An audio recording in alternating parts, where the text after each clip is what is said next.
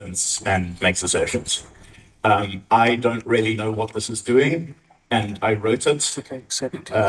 And I wrote it like 3 days ago, so it may as well have been written by someone else. Here is the same set of tests, but much better. So we're not doing any unnecessary setup. We're not setting unnecessary constants, and we've got doc strings that tell us what it is we're doing. And it's simple and clear and easy to read. So again, it's a toy example. Real tests will be more complex and you probably will need setup and stuff like that. But this is sort of the goal to aim for, where it's really easy to see what the test does, and you can see what the intention of the test is. Now, try, don't repeat yourself, is a fantastic principle for production code, but not in test code. So here we've factored out sort of the guts of the test, and then each test just calls that check deflector recalibration function.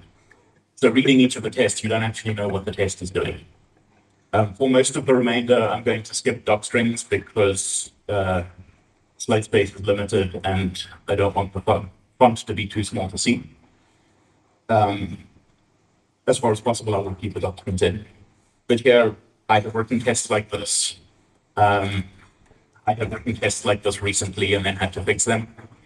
A better way of doing it is to keep each test independent. There's a lot of repetition there, but each test on its own is self-contained. You're not going to change a constant somewhere and then a whole bunch of tests break because they were expecting it to be something else. But even this isn't the best way of doing this kind of test, where you've got one piece of code you're calling and you're getting a bunch of different inputs and different outputs. So this is the first place where you properly taking advantage of pytest, we can use parameterized tests. So here we have one test function, which expects a phase shift input and an expected output.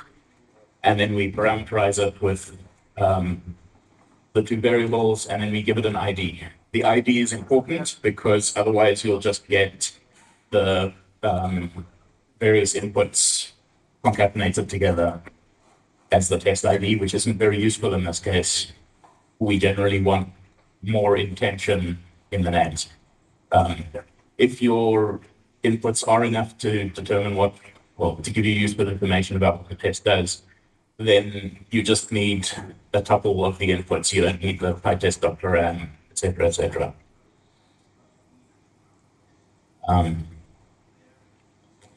Next up, test helpers, things to make your life easier. Who here wants to make their life easier? Okay. The rest of you, I have a job for you, which is to make my life easier.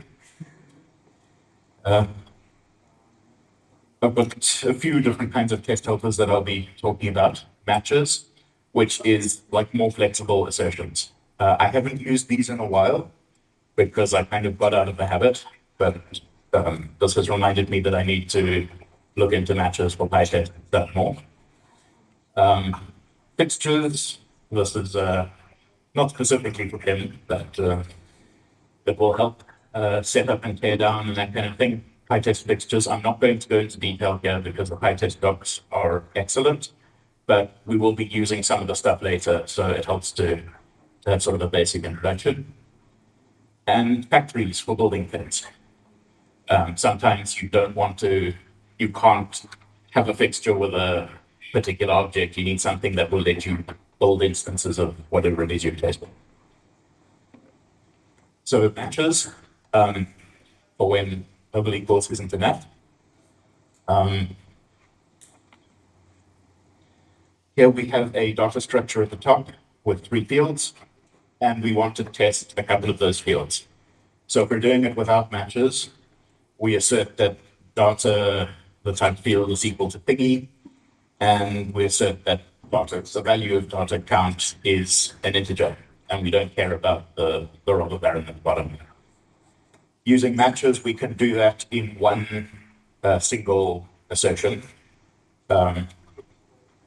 This is using a tool called,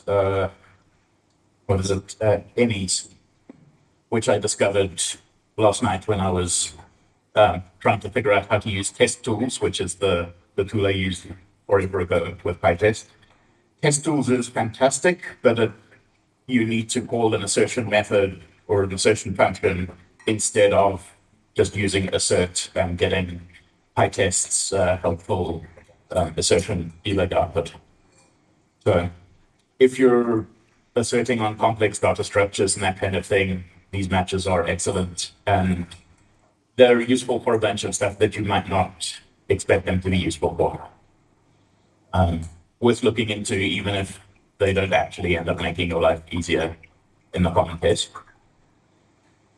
pytest comes with a bunch of built-in fixtures. One of the most useful is monkey patch, which replaces something in the code with something else. So the first example there is patching in an environment variable. Because of the way we deploy stuff, pretty much all our config and especially our credentials and things are in environment variables in Kubernetes secrets and things like that. So for tests, we want to use a token, usually a fake token in the environment variable. monkeypatch.setend will do that. Anything you monkey patch will disappear at the end of the test, so you'll get the original thing back. So it only lasts for the duration of the test. If you want a shorter duration, you can use monkey patch in a with block, and then it'll revert the patch off at the end of the block. And you can replace functions and methods and all sorts of things as well. So in this case, I replace get CWD with something that returns a different path. This comes straight out of the pytest docs because I couldn't think of something to replace. Often you'll have something that needs both setup and teardown. Again, pytest fixtures make this really easy. If you have a yield in the middle of a pytest fixture, it will return whatever the yield is, will pass whatever you yield to your test method, or test function. And then once your test is finished, it will then go and call whatever code is after the yield. So if you need to spin up a Docker container for a test, or if you need to launch a shuttle and then bring it safely back to the ground because you need to test something in orbit, this is useful. I think this is actually the first slide where we define a pytest fixture. So the way pytest fixtures work is you decorate a normal function with at pytest.fixture. You can pass it a bunch of parameters if you want. All of that stuff is in the docs. And then to use the fixture, you just give your test a parameter with that name. pytest will inspect the test function, look at the parameter names, and find the appropriate fixture and handle instantiating all the fixtures, doing things in the right order. And you can have fixtures depend on other fixtures. So there's some places where I've got like 4 or 5 layers deep in the fixtures because I need general stuff and specific stuff, and it makes more sense to do it that way. So yeah, pytest fixtures are the best sort of setup teardown system I've seen in automated testing. For context, this talk is based on my first ever Python talk in 2014 on the same topic. The world has changed in the past decade, and I've learned a couple of things. I had a whole section about how to do sensible setup and teardown in unit test back then. All of that is replaced by just one yield statement in a pytest fixture. Yeah, so if you're not using pytest, give it a check. And next up, we have builders. This is again, a toy example. Let's say you want to build a bunch of pages for something. I picked that example because one of the things I am trying very hard not to be in charge of maintaining at work is a content management system. And we need lots of tests that have lots of different kinds of pages. A page in that system can contain SMSs or WhatsApp messages. It can have variable numbers of messages. It can do all sorts of other things. So we've got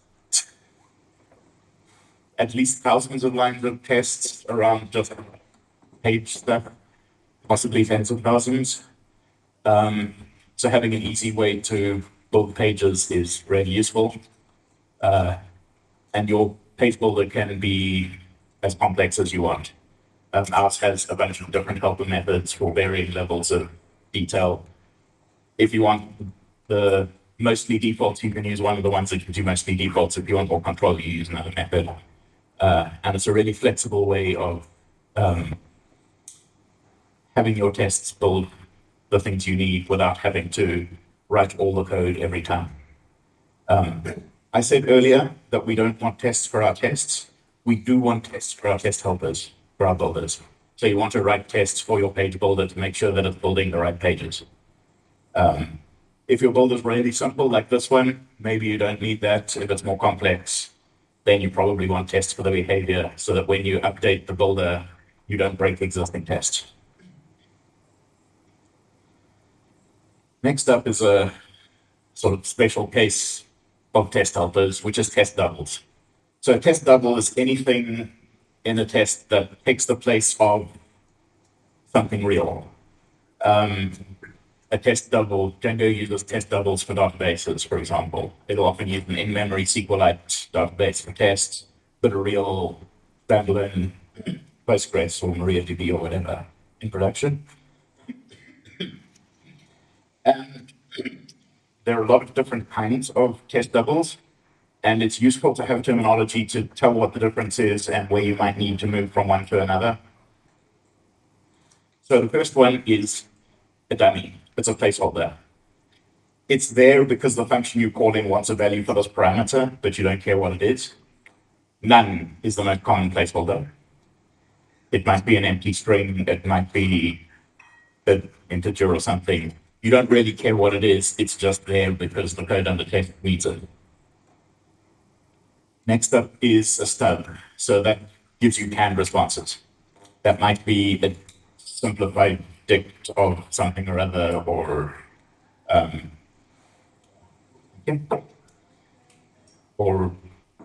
a like a fake API that just returns the same thing every time. This is the simplest kind of real test double. After that, we have mock, which is programmable behavior. This is where you say you create a mock for a function and then you assert that the function was called with these parameters. They have their uses in some very specific places, but that I consider them really dangerous. It's really easy to write tests that pass because your mocks are mocking out everything that you're actually testing. It's probably the most common form of tests that don't break when the code breaks I've seen. And I'm also really good at writing tests that don't test everything when I use them. Then there's fakes, which is sort of the most complex. That's an alternate implementation. So let's say you depend on Velkey as a cache. You don't actually want to run Velkey next to your test infrastructure and then have stuff sitting in there and need to clear it afterwards and whatever. So you can use something that implements the client API and just stores things in memory in process. That would be a fake. Fakes are something you really want to test as well to make sure that you are actually implementing the correct behavior. And then a kind of specialized test double is a recording double, usually for HTTP. So you run your test once in record mode and it makes actual HTTP requests to the service you need to call.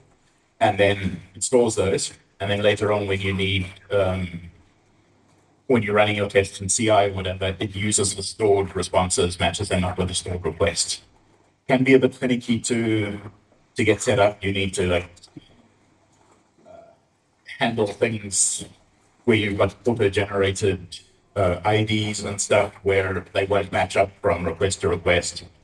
I haven't needed recording doubles in quite a long time, but when I needed them, they were really, really useful. Especially when you need to talk to an external API and they don't have like a sandbox, they only have production. So in more detail, an example, context in this case is we're passing in a dummy for that. Nothing to see there really. For a stub, in this case, we want to do something with an engine. We want to query the engine status. And instead of having an entire engine which actually operates a walk core and stuff, not very safe in CI, you replace it with a Docker class that has one field on it. Mocks, unit test.mock is a pretty good implementation of mocks if you need them, but as far as possible, stay away because it's really easy to write tests that don't test anything with mocks, or write tests that do test stuff but don't test what you're actually testing. If you mock out an API and then the API changes, your tests are still testing against the old one because you haven't updated the mocks. And they're fragile because you now need to call this particular function with these parameters. If you refactor that to do the same thing in a different way, now all your tests fail and you have to update them for the new implementation. Here is a simple fake. So we've got a real deflector to, I don't know, what is it that deflectors on startups to deflect things. And again, you don't want to have a big power system connected to a Starship for your test. So you put in a fake one and run your test with that. In this case, we're not testing the deflector, we're testing the recalibrate deflector function, which does something with the deflector. So the code under test is not what we're faking. We're just faking the thing that the code under test operates on. And then my favorite kind of fake is a verified fake, where you test the fake and the real thing side by side with the same set of tests and make sure that the behavior is the same. This is much easier to do when the real thing is code that you've written. So if you've got 3 different services that talk to each other, you might have a verified fake for each of them that you then use in the other 2 tests.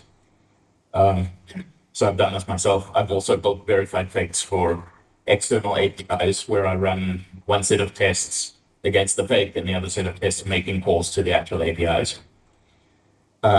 PyTest again makes this somewhat easier because we can use parameterized tests with fixtures, and we now get a fixture which creates a test for each of those parameters, in this case, deflector and fake deflector. So the test runs twice, once with a real one, once with a fake one. And then the recording double, run it in record mode, makes calls to the real external systems, records requests and responses, and then in playback mode, it matches the requests to the stored responses and then returns those. Like I said, it's somewhat tricky if you've got things that change from request to request. I don't remember the details because it was more than like 3 weeks ago that I used these things. But VCR Pi is a good implementation of request recording, and PyTest recording is the PyTest plugin that uses it. There is also a PyTest VCR, which has been unmaintained for a number of years, so don't use that one. And then one of my favorite things, testing in production. So TinyTeague is helping me debug the dog park that we walked past.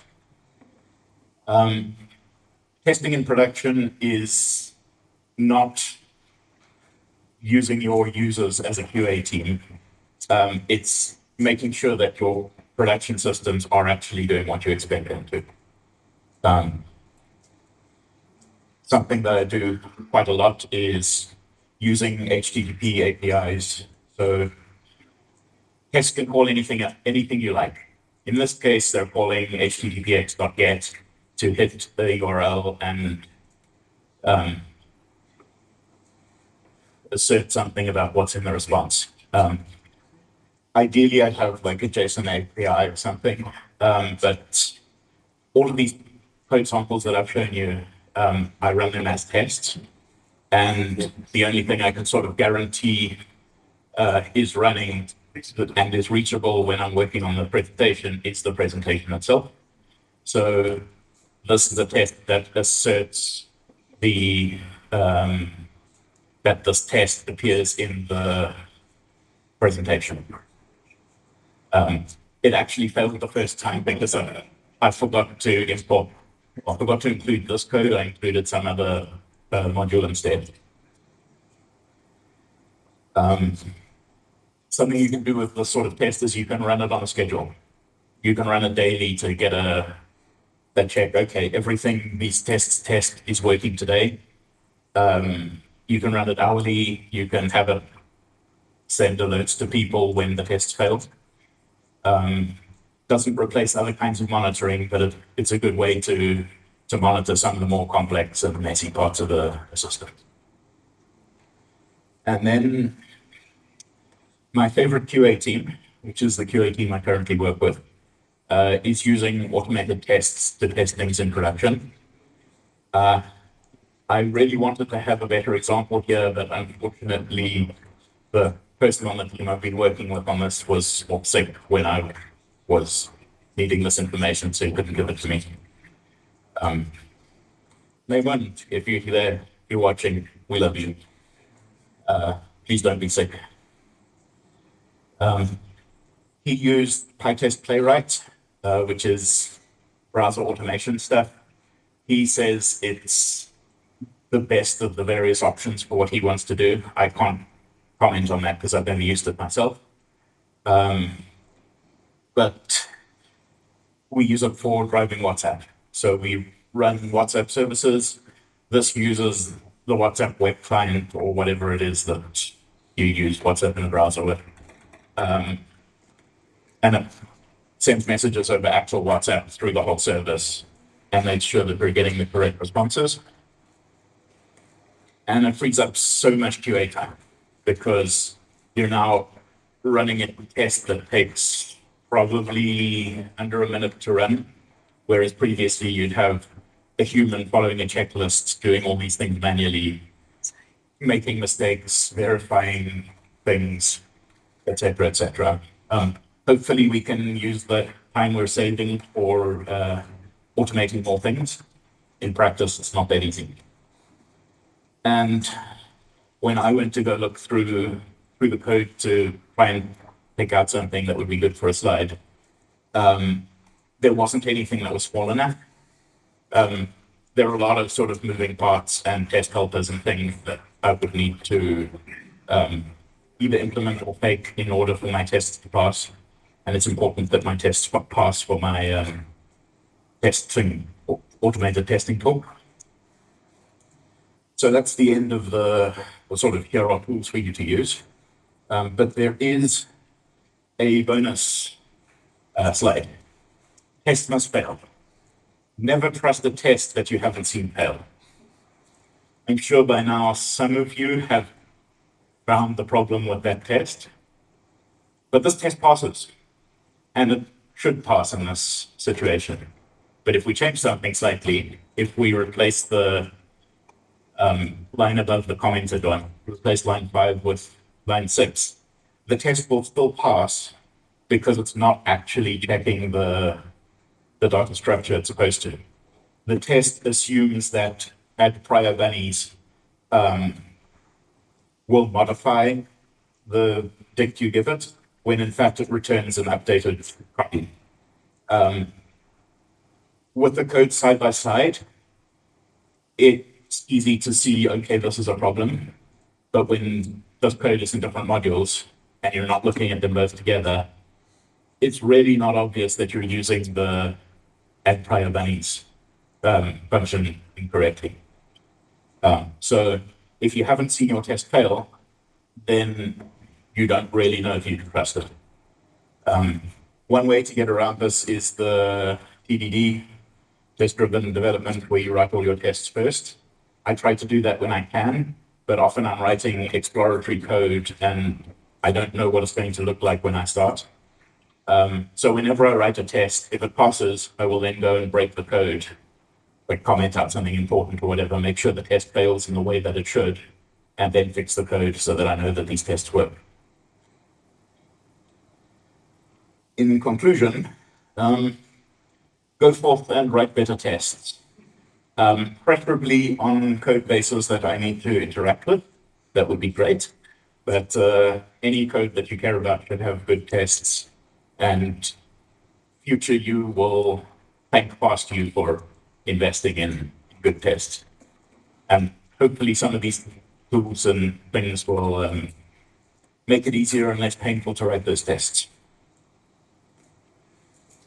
So, question time. We'll start. Good.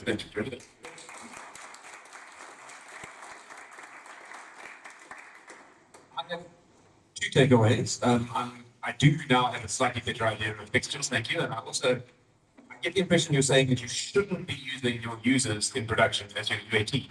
Is that, I've been doing something very wrong? Oh, whether you do or not, that's up to you. That's just not the kind of user testing in production that I'm talking about here. Okay, good. So I don't have to go and change everything. Do we have any questions? Okay, quite a few. I'll just start from front and work backwards. We'll talk. I've heard of fuzzy testing referenced by more experienced senior people, but I don't know how to use it. Is it supposed to catch like cases you didn't think about during your testing? But so I don't know how to use it. I don't know if you have or anyone else in the audience has experience with that. So I think what you're talking about is there's fuzzing, which is slightly different, where you're generating random inputs and making sure things don't crash. There's also property-based testing, which is a different way of testing. Actually, if I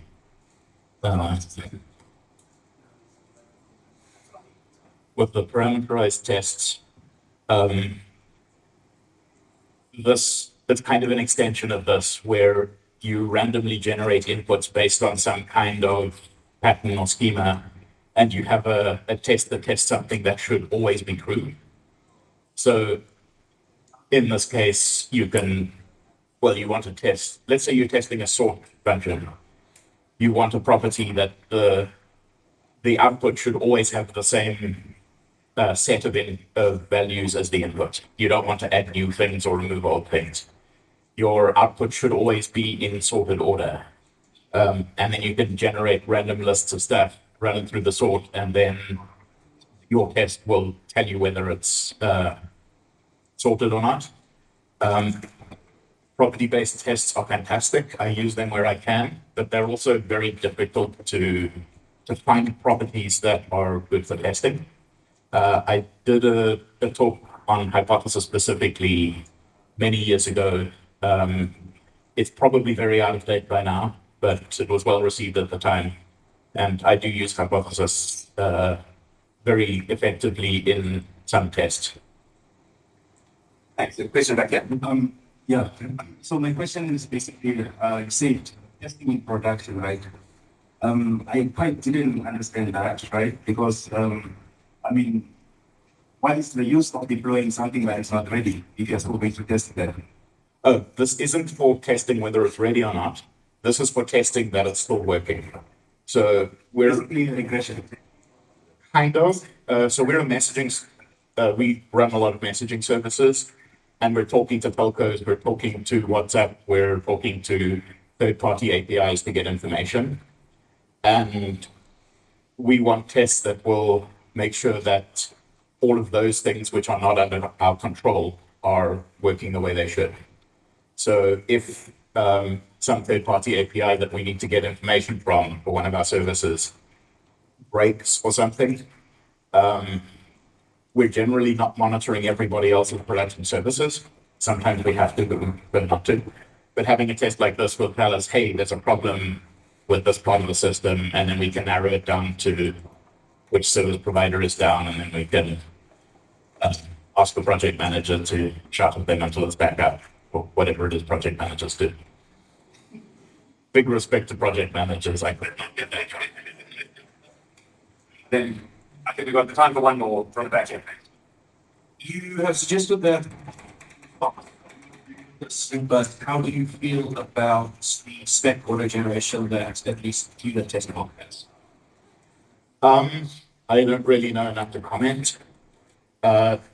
From my experience, sort of in general, with auto-generated tests, is that they tend to generate easy, low-value tests. Ideally, you want to be testing behavior, not APIs. You want to test that the system is doing what you want it to do, rather than that it's calling the right functions or that it works with different kinds of input. So you want to test behavior and things that look at an API and then generate test for each method and each parameter and whatever. That's testing. That's not testing behavior. It's testing inputs. So there is some value in that, but there's much more value in the well-thought-out test that tests what the actual behavior of the system should be. Those kinds of auto-generated tests are often very fragile because your APIs change more often than your behavior changes in a lot of cases. And the behavior is what you care about. When you're changing the behavior, then you will have to go and change those tests because the desired behavior is now different. Your test should reflect that. Cool. Okay, thank you, everyone. I suspect we could keep asking questions, but we do unfortunately have just run out of time. So unless there's anybody with an urgent, well, actually, let me say this. If you have an urgently burning question, generally it's easy to find. The bed is smaller than it used to be, but it's still easy to spot. So you can find them around and ask any further questions. But for now, that's done. Thank you very much. I can ask. As I say, that was excellent. Jeremy always gives an excellent talk, and I thoroughly enjoyed that one.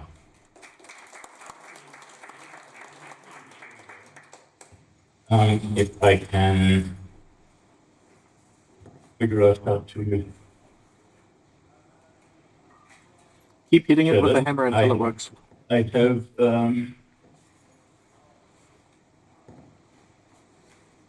this is the code. If I run pytest, all of my tests pass, and the test that I was showing earlier, if I this is how I get that tests. It worked when it went and it passed when it shouldn't. Yeah, and for the parameterized tests, if we pass -v so that we can see it, you can see here at the bottom, it runs two tests, one for each of the inputs, where the difference is in class name, and for the other ones where we gave an explicit ID and that ID. So you do see these things in the test output. And now. Thank you, Jeremy.